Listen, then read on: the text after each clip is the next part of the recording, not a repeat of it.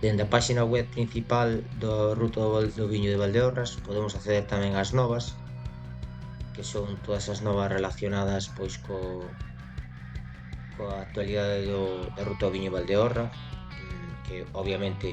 van cambiando o tempo,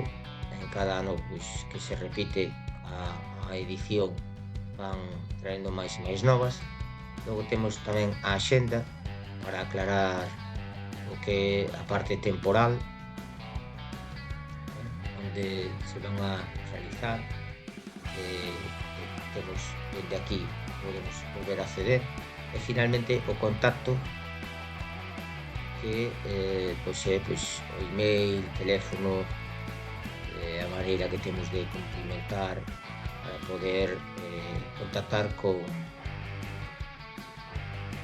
creadores da Ruta do Viño de Valdeorras, que vemos que podemos contactar poñendo o nome, o noso correo electrónico, aceptando esa política de privacidade ou directamente co chatbot, non? Ou incluso pois tamén a través dun teléfono que pon de primeiras, e aquí o email, vale? Son varias posibilidades que se teñen para poder facer isto.